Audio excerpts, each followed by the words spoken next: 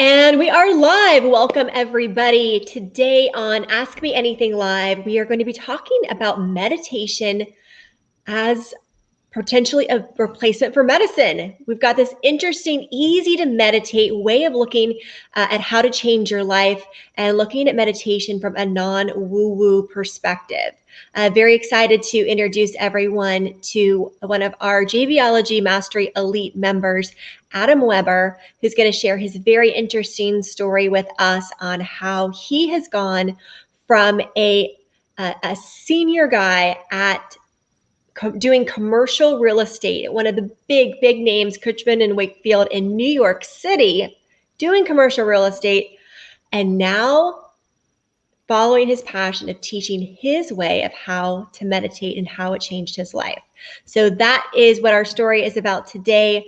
Thank you all for joining. And my name is Krista Inakovsky. I am the host of Ask Me Anything by JVology, which is one of our many platforms where we get to showcase the incredible entrepreneurs that are a part of the JVology community, people who are up to big things, getting their message out and doing that in a collaborative way by really sharing and connecting with other entrepreneurs and solopreneurs to leverage the knowledge, experience, and influence of other great professionals.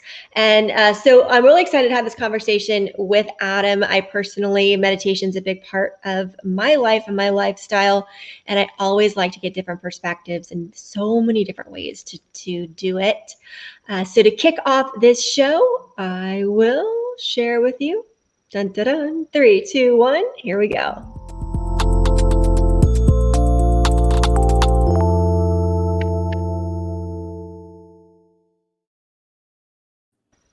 All right, and welcome, Adam Weber. How are you today, Adam?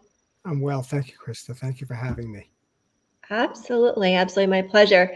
So you're the dad of 2 adorable little boys, and are you in the New York area? You're still in New York, aren't you? I am. I'm just north of New York City. We've left New York prior to COVID.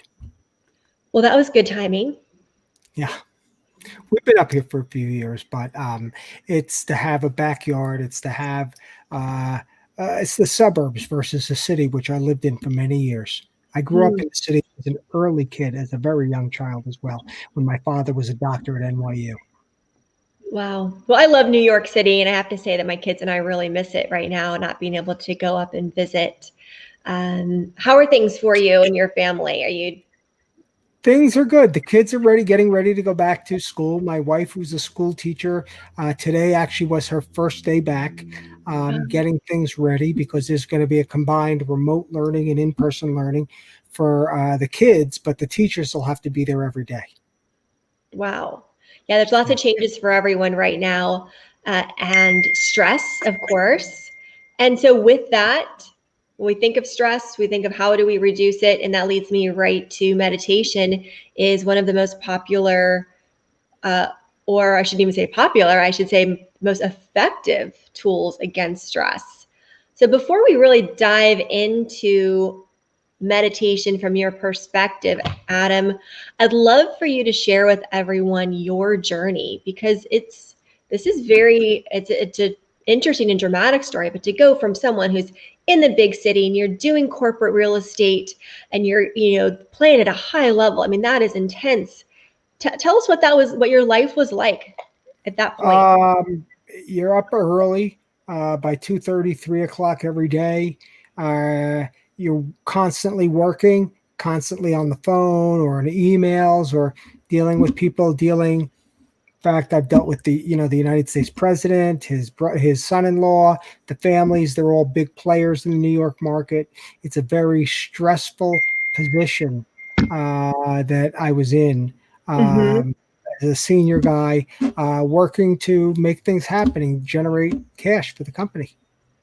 So it was a crazy time, and it's still. A lot of pressure with that, like it's a fast pace and a lot, and I did it for more than 25 years. So a lot of pressure. I mean, you start out at the bottom, but the more you go, the longer you're in it, the worse it gets as far as stress and pressure. And What did that every do to day. your health? How did you feel when you were at that level?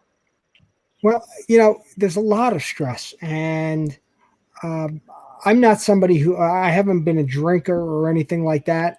Um, but for me, it was always just tough because you're trying to maintain a work life balance of some sorts, Mhm. trying to maintain a relationship, trying to maintain relationships with your kids, with friends, with family. Um, it doesn't lend itself well to, for most of the time, for a life where they don't you don't feel like somebody's standing on top of you. Mm. Is a lot of pressure. And it takes a lot. And then over time, I started feeling sick, had numerous surgeries, that sort of thing. And with my father being a doctor at New York University Hospital, I was sent around to lots of doctors, seeing the best specialists in the world. Um, from all over, all the major universities like Columbia again, NYU, and then I had to have back surgery, Mm. and they found that while I was having surgery, this is more than a decade ago, that they found an irregularity, which turned out to be a progressive form of multiple sclerosis. Oh, So it's like not just somebody standing on you, but somebody kicking you in the gut and the head over and over, oh, because it's not an easy disease. It completely changes your life. Everything from the way I feel every day to even the way my eyes don't look straight the way they used to because of nerve damage. So it changes you a lot. so I would imagine with all that you were going through and how you were feeling physically that you weren't able to maintain that level of intensity, that schedule. Did where how did meditation start to come into play?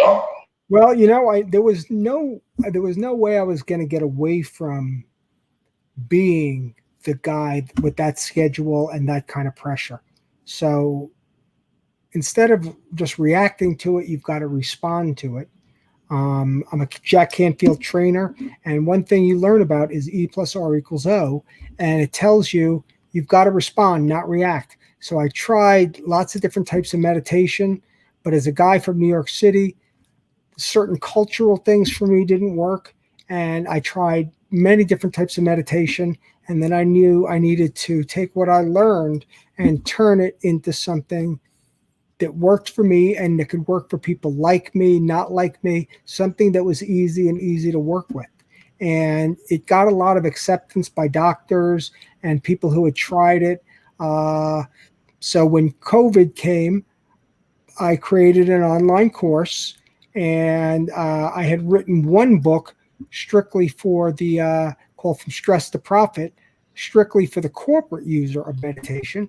And then I realized I had been encouraged by some others to write a book that could help more than just that particular audience. So I went to work before around Thanksgiving last year and before COVID, and it's really just evolved. And then COVID came and it needed to be revised, and because COVID changed everything, and it really is affecting everybody. As a father, as an uncle, all their parents are all being affected. Their kids, my son, my oldest son Andrew is being affected. Um, there's a lot of stress out there right now, and a lot of uncertainty, and people need a way to deal with it. Growing up the son of a doctor, it was a one size fits all approach, where if there was Mhm. any stress, any medical stuff, it was take a pill. Well, that take a pill approach doesn't work for everybody. So, and it can hurt you more than it help you. Yeah. Let me back up for a second, Adam. So you realize that your lifestyle needs to change, or and the pace that you're doing your business, and you hear that meditation is a great way to make that change, and yet you couldn't find a meditation style that worked for you. Am I hearing you right? Like you Yes, knew you it is. wanted to do it because there's I benefits want. to it. There were benefits, and I was finding benefits in it. I knew there were more that were to come, but I Mhm. also knew that the preconceptions of people sitting on the floor dressed in certain clothing, on certain pillows, and certain things, and in some of my training with the burning of incense and flowers and things like that, I said, well, that's not for me. Okay. I'm a New York guy, very different than some of the others. And there are people who practice different types of meditation in New York, but it wasn't for me. So I had to work with it, what I had You're learned. thinking, how do I get the benefits without these pieces around it that don't resonate with me personally? But how do I still do the main, like it's essentially a brain work, It is right? brain work. It is. And it is practicing. It's the breathing, the focusing. For me, it was really eliminating some of the mantras and I will sit down on a cushion on the floor or in a certain Mhm. way. It depended on what you were doing. Uh, and I had, again, different teachers who said, do it this way, not that way, as if I wasn't going to get the benefit. So then when I tried it on my own, I realized not only was I getting the benefit, I was getting more benefits because I wasn't standing in my own way and my own preconceived notions weren't standing in the way. Good, good. So and I know that you've tried several different types, and that's how you came into something that's going to begin to work for you. Is this something that can you share with us a little bit about what that practice looks like? Do you do it at home? Do you go somewhere? How long does it take? Well, what I like to say is that the practice of meditation is portable, meaning you could take it with you. When I would travel, or still if I travel for events or for work or holidays, I can do it anywhere. I can do it in my car. I can meditate in a spare bedroom, on the couch, wherever I feel I can create a space for myself and do it there. Nice. And you don't look. If you want to, you can go sit in a closet. If you were, not that I would, but you could do it where you could do wherever you can find some quiet and some peace. Well, that's really awesome. And what a difference has it made in your life, Adam, by taking this on and making it part of your lifestyle? How has that changed you and how you feel? It's helped me deal with stress. It's helped me become more resilient.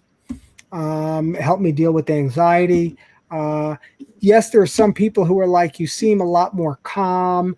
You're not as confrontational or in your face as sometimes I could have been, or just as a New Yorker, an aggressive real estate person in New York, I had been.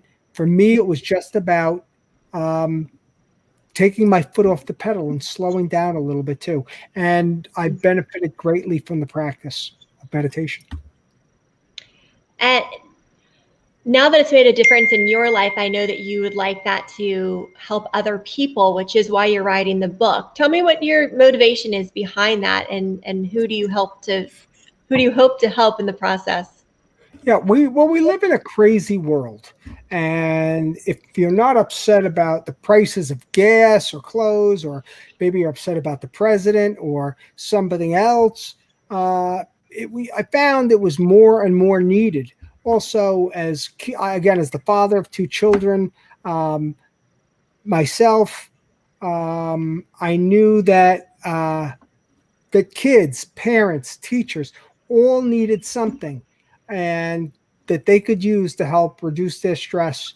And if you're a business person, it translated into increased profits because you were able to focus better at work. You were able to be more engaging in meetings and with clients, and people saw results. So I said, this is something, for years, I was the guy that needed this more than anybody.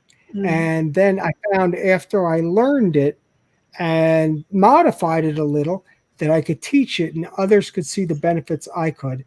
I think I've said some people just don't seem to recognize me anymore because they're like, you're not nutty or you're not crazy. And, they haven't seen me during a football game, but the point is, yeah, I still am sports wise, but um, people started, some people can't identify with it and other people gravitate towards you because they're like, if it worked for you, it could work for me, which is the whole idea of it. Yes, it absolutely is. And I really like the way you've created it in a fashion that that works for people like yourself. And there's millions of people that fall in that category where these kind of outside factors keep them from even trying it. It feels like it doesn't connect with them if I have to wear this outfit or hear a certain kind of music. There's things that just don't resonate, and it may repel them, especially in the beginning. Maybe once you started meditating, you may open up to more options or receiving things in a different way. But if you're going from that super a million miles an hour, this is how things are done, it's hard to make that leap, right? From Yeah, it is. one lifestyle to the other.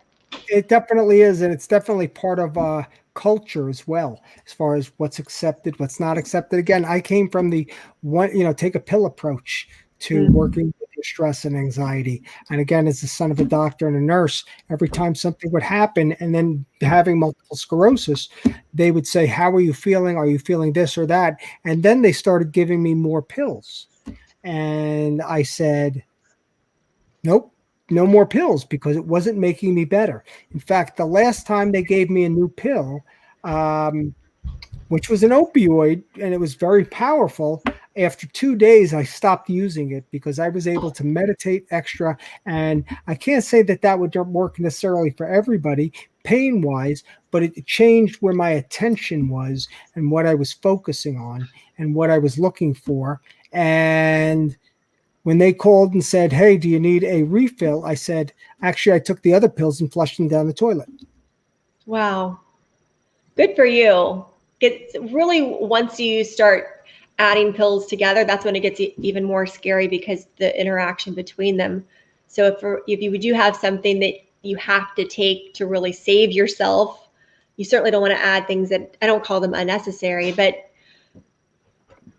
where there may be an alternative.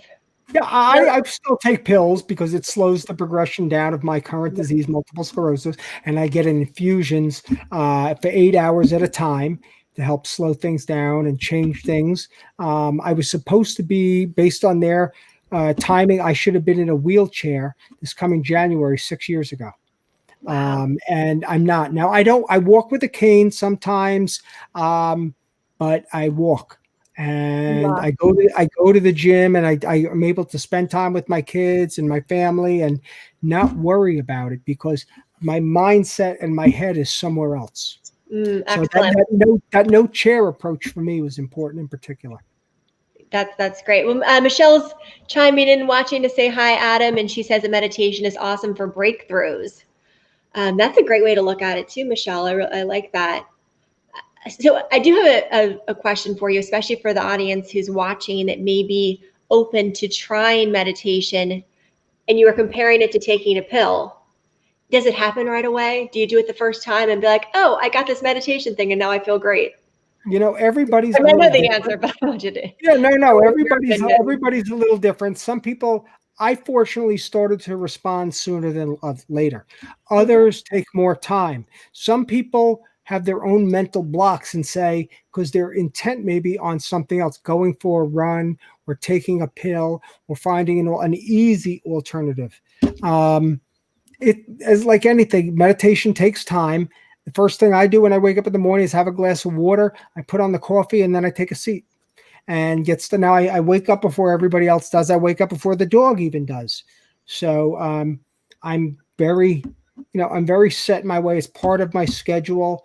But everybody can do it differently. And I also find that, if I'm in a stressful situation, like with your children, you might call it a timeout.